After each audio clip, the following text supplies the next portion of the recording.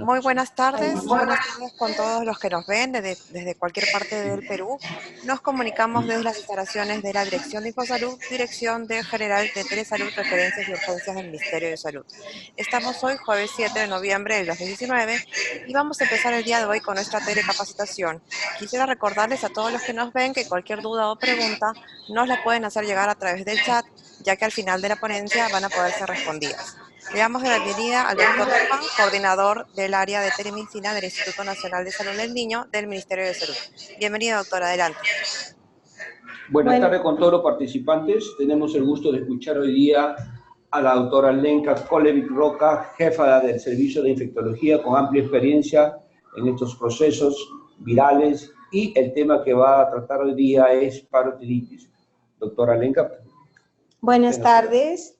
Hoy vamos a hablar sobre parotiditis y especialmente la parotiditis epidémica, que es una enfermedad viral sistémica, contagiosa, aguda, que se caracteriza por el aumento de volumen de la glándula parotidia en especial, pero con el compromiso de las otras glándulas que pueden ser las salivales, submaxilares. Y las complicaciones de esta infección incluyen aumento de volumen o inflamación de los ovarios, de los testículos, puede haber meningoencefalitis y pancreatitis. El diagnóstico suele basarse en la evaluación clínica y todos los casos se deben informar a las autoridades de salud pública. El tratamiento es sistémico, la vacunación resulta eficaz para la prevención, ¿no? Entonces, eso es un resumen de todo lo que vamos a ver. Es una enfermedad viral contagiosa que afecta a las glándulas parotidias, como también otras glándulas. Antes se le llamaba fiebre urliana, ¿no? Donde hay compromiso de las submaxilares, de las sublinguales, del páncreas, de las gónadas y a veces del sistema nervioso, y prevenible por vacunación. La etiología es causada por el paramyxovirus. El virus se inactiva con agentes químicos como formol y éter, así como los rayos ultravioletas o el calor. El único reservorio es el hombre, y las personas asintomáticas o con frecuencia con infecciones atípicas pueden también transmitir el virus. Y esta enfermedad, como repetimos, es sumamente contagiosa, pero menos que el sarampión y la varicela. Entonces, este virus que realmente produce esta parotiditis es un ARN que codifica 8 proteínas. Y hay otros virus que podrían dar una parotiditis, pero no es el caso de esta presentación. Y el virus ha sido aislado de la saliva desde 7 días antes de la inflamación de la parótida hasta 9 días después del inicio de la enfermedad, y de la orina desde 6 días antes hasta 15 días después del inicio de la clínica. El periodo de transmisión se establece desde 2 días antes del inicio de la enfermedad hasta 9 días después, que es el periodo de máxima transmisibilidad, es 2 días antes del inicio de la parotiditis hasta 4 días después. Las infecciones subclínicas también, como dijimos, transmiten la enfermedad. El periodo de incubación va a oscilar entre 16 y 18 días, con un rango de 14 a 25, ¿no? La susceptibilidad son todas las personas que no han tenido parotiditis y que no han sido vacunadas o inmunizadas. Se cree que la infección natural, tanto después de las infecciones clínicas como subclínicas, le van a dar una inmunidad de por vida, ¿no? Pero recientemente han aparecido datos que esto lo cuestionan. Pero lo que se ha visto que mantienen niveles detectables de anticuerpos 20 años después de la infección natural. Y se ha confirmado casos de reinfección por el virus de la parotiditis. Entonces vemos que la mayor parte del mundo está teniendo la vacunación de la papera, ¿no? Dentro de, puede ser sola o dentro de la triple viral, ¿no? Entonces, los lugares donde no se vacunan todavía, que no está en el programa de vacunación, es África, la India, donde se va a reportar el mayor número de casos, ¿no? Estamos hablando ya de este cuadro del 2019, ¿no? Cuando comenzamos era Estados Unidos, el que primero tuvo la vacunación dentro de su calendario vacunal, pero ahora ya estamos con casi todos los países dentro de su programa de vacunación. El virus de la parotiditis, como decíamos, tiene una elevada transmisibilidad, generando que cada persona infectada pueda contagiar entre 3 a 4 personas. Entonces, nosotros hemos incluido la vacunación desde el 2003 con el componente parotiditis junto con la vacunación sarampión, rubiola y papera, ¿no? La parotiditis se ha desplazado hacia grupos etarios mayores. Generalmente le da a los adolescentes y adultos jóvenes. Con la finalidad de tener un mejor conocimiento, el Centro Nacional de Epidemiología de Prevención y Control de Enfermedades incorporó el 2018 a una vigilancia y notificación obligatoria a partir de diciembre del 2018. Incorporó a la parotiditis, o sea, esta está sujeta a notificación obligatoria ahora, ¿no? Entonces, esta enfermedad endémica en todo el mundo, el pico de incidencia es al final del invierno y principios de primavera. Los brotes son esporádicos, podría haber en cualquier época del año. Ya hemos dicho que se produce más en adolescentes y adultos jóvenes y se asocia a hacinamiento, donde hay escuelas, albergues, internados en las Fuerzas Armadas. En la mayor parte de los países con ausencia de vacunación, la incidencia es de 100 a 1000 casos por 100.000 habitantes, con picos epidémicos cada 2 a 5 años. Los casos reportados por año en Estados Unidos hasta el 2019 vemos que ha habido unos picos de mayor número de casos 2016 y 2017, pero todavía se reportan casos.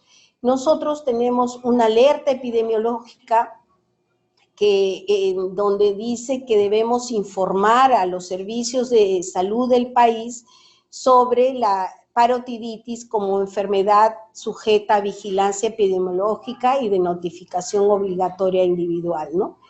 Y el alcance está dirigido a todos los establecimientos de salud, incluyendo no solo el Ministerio de Salud, sino las Fuerzas Armadas y policiales, la Solidaridad de Salud, y también los establecimientos, cualquier establecimiento público o privado a nivel nacional, ¿no?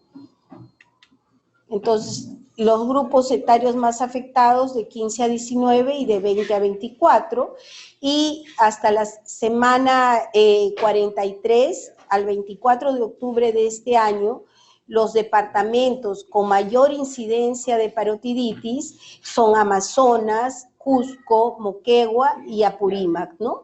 Con sus respectivos número de casos por 100.000 habitantes, ¿no? El que más tenemos ha sido Amazonas, con 24.6 por 100.000 habitantes. Entonces vemos que los brotes, en el mapa tenemos Lima, en Chorrillos, en la Escuela Militar de Chorrillos, hemos tenido 119 casos, actualizado al 24 de octubre. Después hemos tenido en Junín casos reportados de parotiditis, en diversas localidades, 7 casos, y en San Martín 11 casos, ¿no? También en la localidad de Morales la escuela militar, ¿no? Entonces vemos que donde hay mayor hacinamiento, nosotros vamos teniendo los casos de parotiditis con mayor frecuencia. Entonces, acá tenemos el último brote de parotiditis en el país que se registró, fue en enero de 2013 en Arequipa, y luego hemos tenido 1.048 personas de 1 a 50 años, ¿no? En el 2018 se han notificado 14 brotes de 1 a 90 personas por brote, una mediana de 14 pacientes, y tenemos que el Cusco reportó 52 casos, ¿no? Entonces, por eso es que se da la alerta y también la notificación obligatoria, porque no teníamos el reporte claro de lo que está pasando, ¿no? Entonces, el seguimiento de lo que fue en Chorrillos, ¿no? De 119 casos, 9 con complicaciones, la edad media fue de 20 años y la mayor parte, el 89%, es masculino. El índice del caso índice fue el 4 de septiembre, ¿no? Entonces tenemos estos reportes en la Escuela Militar del Ejército, ¿no? Donde se hicieron algunas actividades para la notificación, para la atención médica, medidas generales de higiene, y se tomó con diagnóstico inmunológico, IgM, IgG, en coordinación con el Instituto Nacional de Salud. Se vacunaron también a 1.466 efectivos militares, entre cadetes, oficiales y profesores, ¿no? Con una dosis de sarampión, rubiola y papera, 83%, y luego del 3 al 7, un 11.5%.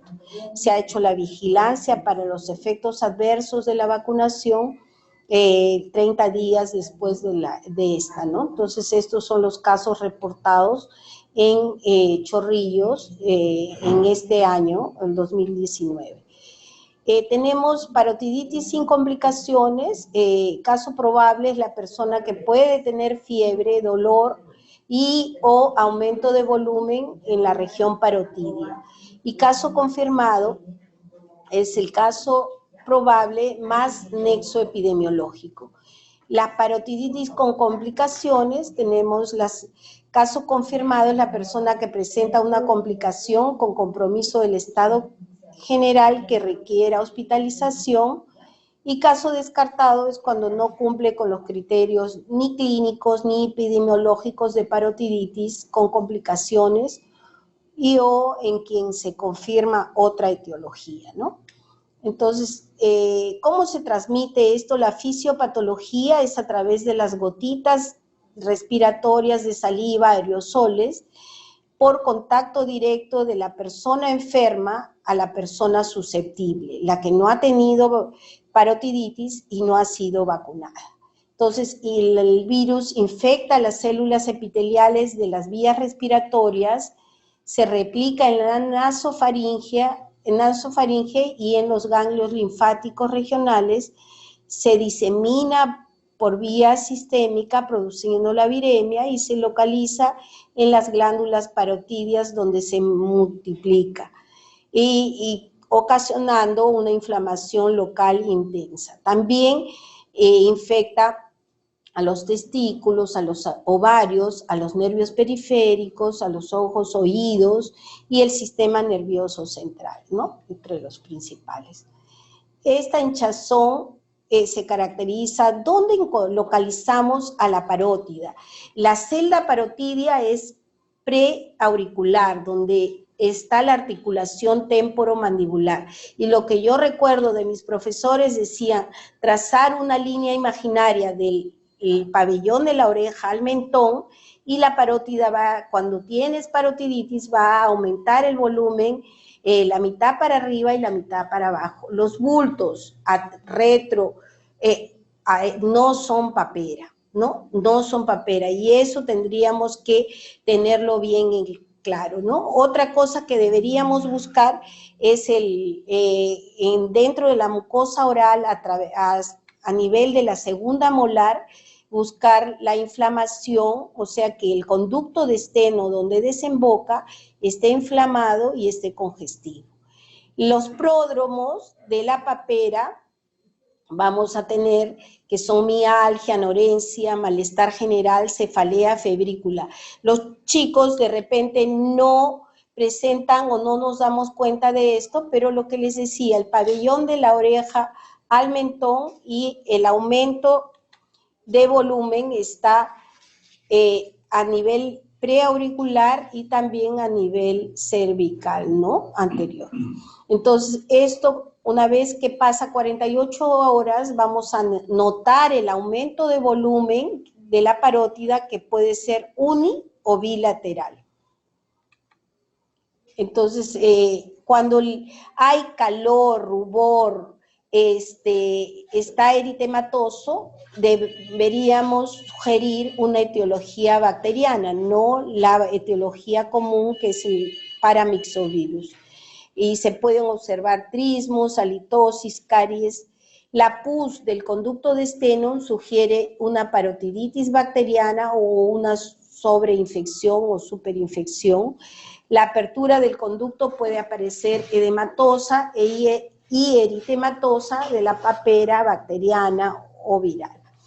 En la parotiditis recurrente juvenil, el conducto de esteno a menudo está también agrandado, dilatado, eritematoso, hinchado. La parálisis del nervio facial se puede ver en casos severos, ¿no? No es frecuente.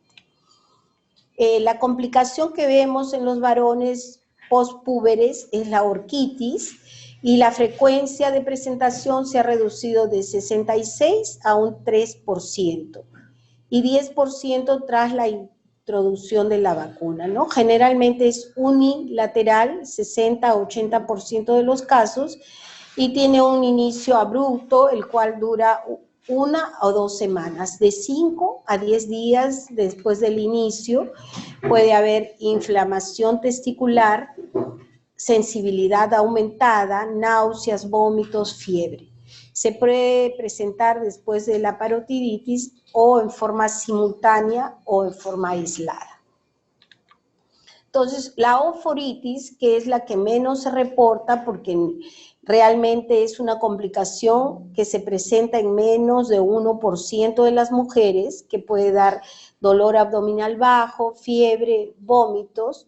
Esto no disminuye la fertilidad. Y tenemos también afectación del sistema nervioso central, que este paramyxovirus podría dar una meningitis aséptica asintomática que cursa con cefalea, fiebre, rigidez de nuca, y más frecuente se produce en 1 a 10% de los casos. La relación hombre-mujer es de 3 a 1. Se autolimita en 3 a 10 días, el curso es benigno, la recuperación neurológica es completa sin secuelas. Entonces, encefalitis también por el virus de la parótida tiene frecuencias menores a 0.3% en la era postvacunal, ¿no? Y puede darse fiebre, alteración de la conciencia, convulsiones, parálisis facial, que puede ser parálisis parcial o completa. Otra complicación que podríamos ver es la pancreatitis, que se ha descrito en casos aislados y en brotes familiares, las cuales se reportan en el desarrollo de diabetes mellitus, pero no se tiene la relación causal concluyente. Entre las personas infectadas con papera, las tasas informadas de meningitis, encefalitis, pancreatitis y sordera han sido menos del 1%. Entonces, el diagnóstico, la serología es el método simple para confirmar la infección del virus y el ELISA es común la prueba más utilizada. El diagnóstico generalmente nosotros lo hacemos con la clínica, ¿no? Y se caracteriza la infección aguda cuando la inmunoglobulina M sérica de papera, ¿no? En personas no vacunadas, los anticuerpos IgM se vuelven detectables durante los primeros 5 días de enfermedad. y alcanzan un pico alrededor de la semana después del inicio de los síntomas y permanecen elevados durante varias semanas o meses. También se puede aislar el virus por cultivo y crece en medios de cultivo de riñón de mono, ¿no? Y se detecta la detección del virus mediante la reacción de cadena polimerasa en tiempo real, ¿no? Que puede ser en suero o del hisopo bucal o oral, ¿no? Las manifestaciones típicas eran lo que decía, el que nos ayuda al diagnóstico, las manifestaciones clínicas y las complicaciones que ya hemos referido, y saber si tiene o no tiene inmunizaciones, no cuenta con protección de inmunizaciones, y específicamente en el caso de paperas, las pruebas son el PCR en tiempo real del virus de la papera, en muestras de hisopado oral o en muestras de suero, y los anticuerpos positivos IgM para paperas del suero. Los hisopados, ya hemos dicho, el suero, se deben recolectar entre los 3 a 8 días, y si la muestra, la IgM, sale negativa, se tendría que hacer otra recolección entre los 5 a 10 días. Porque la IgM es negativo en aproximadamente la mitad de los casos de la parotiditis, y el PCR para papera puede dar falsos negativos porque los vacunados también eliminan cantidades más bajas de virus. Las pruebas serológicas no pueden diferenciar entre si los anticuerpos son por vacuna o por enfermedad previa. Las manifestaciones neurológicas, si tuviera el diagnóstico de meningitis, se sospecha en pacientes con fiebre, dolor de cabeza, rigidez de nuca, y para encefalitis, fiebre y alteración de conciencia. Todo lo anterior sumado a una exposición epidemiológica, y se debería hacer una punción lumbar, donde los glóbulos blancos van de 10 a 2000, predominantemente linfocitos.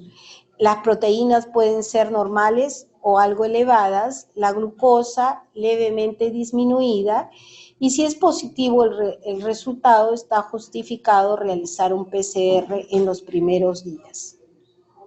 Entonces, el diagnóstico diferencial vamos a hacer de las otras causas virales. Como decíamos, hay parotiditis por influenza, por adenovirus, por Coxsackie, Epstein-Barr, citomegalovirus, herpes simple, por el virus de la inmunodeficiencia humana, y también el virus de la coriomeningitis linfocítica, ¿no? Y tenemos las parotiditis bacterianas superativas, que la microbiología de esta es variable y a menudo polimicrobiana, ¿no?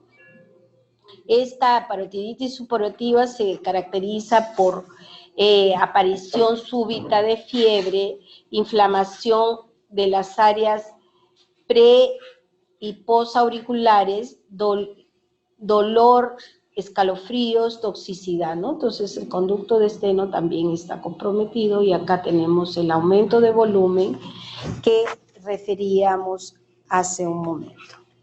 Entonces, etiologías no infecciosas es cialolitiasis, que normalmente se presenta con dolor, inflamación, y se produce luego una inflamación indolora. El diagnóstico se basa en la historia clínica y el examen físico.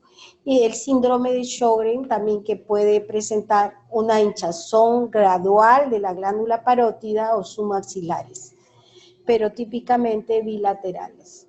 Tratamiento, como ustedes saben, esta enfermedad viral, no existe terapia antiviral específica para la parótida. Lo único que tenemos es reposo, cuidados de apoyo, analgésicos, antipiréticos, paracetamol, y aislamiento por 4 días desde el inicio de los síntomas previos a la hinchazón hasta 9 días después, ¿no? Nosotros, como ustedes saben, contamos con la vacunación que dentro del esquema se debe poner a los 12 y 18 meses de edad, ¿no? 0,5 mililitros, y la conservación es +2, +8, como casi todas las vacunas. Tenemos que esta vacuna existe desde 1967 y se utilizó en forma de rutina en Estados Unidos a partir del 77. Hasta el 2015, de 194 miembros de la 62 habían incorporado la vacunación contra la parotiditis, ¿no? Entonces, ahora tenemos mayor cantidad de países que han incorporado esta vacunación. Después de la exposición no es dañina y posiblemente va a evitar la enfermedad posterior, ¿no? Eso ya está comprobado, que la vacuna que puede aplicarse en forma monovalente solo para parótida, pero lo más común es que lo apliquemos, como está en nuestro carnet de vacunación, como la triple vírica, ¿no? Acompañada de la rubiola y de la papera. Entonces, esta vacuna es a virus vivos atenuados, por eso se contraindica en los inmunosuprimidos severos y en mujeres embarazadas. Y también a los que tienen alergia severa al huevo, ¿no? Y porque lleva una pequeña cantidad de proteínas del huevo, pero tiene que ser una alergia comprobada, muy grave al huevo. Los pacientes con VIH, por ejemplo, se pueden vacunar una vez que pasan de ser inmunodeprimidos severos a inmunocompetentes, o sea, cuando su CD4 sube, esta vacunación también se le puede aplicar. Entonces, hay que educar al público, hay que controlar al paciente, a los contactos, y después aislarlo hasta que remita la inflamación parotidia, y no son contagiantes después de los 9 días, ¿no? Hay que hacer desinfecciones, limpieza de secreciones y de los objetos contaminados. Entonces, con esto he hecho una revisión de lo que es parotiditis y quisiéramos pasar a las preguntas. Muchísimas gracias, doctora Lenka Kolevic, por la presentación y por la información brindada. Muchas gracias también a los participantes por su atención. Nos saludan desde Tumbes también por el chat. Gracias a todo el equipo de Telesalud del Instituto Nacional del Niño. Y sí, tenemos un par de preguntas, doctora. Nos preguntan, ¿cuál es la complicación más severa que podría ocurrir en la parotiditis? Bueno, las encefalitis son las más severas porque hay compromiso del sensorio, pero la que más le preocupa a la población es la orquitis, ¿no? En los varones, los familiares se preocupan mucho, no cuando está la cara hinchada, sino cuando el testículo se hincha y tienen mucho dolor, y esto va a remitir solo con el reposo. O sea, realmente reposo y de repente algún antiinflamatorio. La pancreatitis también cursa con mucho dolor abdominal y generalmente le hacemos el diagnóstico con un dosaje de amilasa y lipasa, ¿no? Nosotros generalmente no pedimos PCR, incluso con las parotiditis, para confirmar. Pedimos solo amilasa, y cuando tienen pancreatitis le pedimos lipasa, ¿no? Si esto está aumentado, nos corrobora el diagnóstico. Muchas gracias, doctora, por responder las preguntas. Tenemos una pregunta más. Nos dicen, ¿cuál es la contraindicación absoluta para la vacuna de la parotiditis?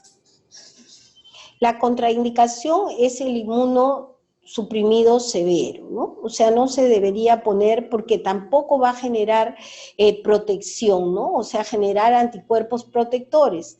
Entonces, por eso el inmunosuprimido severo no debería recibir esta vacuna, y tampoco las gestantes. Muchas gracias, doctora, por responder la pregunta. Por parte del Instituto Nacional de Salud del Niño, doctor Luján, ¿tenemos alguna pregunta? Sí, doctora, para aclarar lo que siempre se ha hablado, el significado de la papera y parotiditis, en primer lugar, ¿no? ¿La diferencia es lo mismo? Sí, o sea, realmente las personas de la población general siempre la han llamado papera, ¿no? porque la glándula que se inflama es la parótida, pero no solo se inflama la parótida, sino se inflaman las otras glándulas también, que nosotros conocemos como las submaxilares, las sublinguales, y todas las glándulas se van a inflamar de una u otra manera, como son los ovarios, el testículo, el páncreas, que son tejidos glandulares que van a inflamarse. Por eso en tiempos de antaño se llamaba fiebre urleana, ¿no? A toda la combinación de todas las inflamaciones de las glándulas. Y la otra pregunta, la parotiditis atípica, ¿a qué se refería? Nosotros tenemos diferentes tipos de parotiditis, ¿no? Unas que pueden ser subclínicas, si hablamos del paramyxovirus, como otras que estamos de otras etiologías, y también hay unas que aparecen, unas parotiditis recurrentes, que a veces no tenemos la etiología y que pueden aparecer de tiempo en tiempo, ¿no?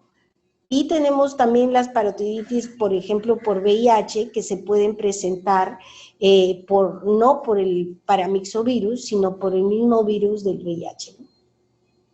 Doctora, y otro término, para aclararlo, era la papera o parotiditis cuando inflaban globos los niños en Navidad, en Carnaval. ¿Qué es esa relación? Generalmente cuando inflan globos, esto no es producido por ningún virus, ¿no es cierto? Es una cosa mecánica que de repente el conducto de esteno se inflama y hace que se inflame algo pero no es una enfermedad viral ni bacteriana, ¿no? Doctor, y como última pregunta, ¿el tratamiento de la orquitis en niños? La orquitis, lo único que nosotros sí lo hospitalizamos, es una complicación que, como todas las complicaciones se hospitalizan, en este caso lo único que hacemos con el niño es darle antiinflamatorios, que puede ser paracetamol o ibuprofeno, ¿no? Y reposo. Con el reposo eso va a bajar la inflamación y va a recuperarse al íntegro. Bien, muchas gracias, doctora, por responder las preguntas. ¿Tiene alguna recomendación final para el tema de hoy, para los que nos ven? Sí, esta enfermedad es prevenible por vacunas. Entonces, lo que tenemos que ahondar es en que las personas se vacunen para no tener parotiditis, no haya reportes de casos, si cumplimos con el esquema vacunal. Ok. Bueno, muchas gracias nuevamente, doctora Lenka Kolevic, jefa del Servicio de Infectología del Instituto Nacional de Salud del Niño, y al doctor Luján, coordinador del área de telemedicina del Instituto Nacional de Salud del Niño. Ha sido un gusto tenerlo el día de hoy con nosotros, a ambos, y nos vemos en la siguiente telecapacitación. Gracias. Gracias, hasta luego. Gracias.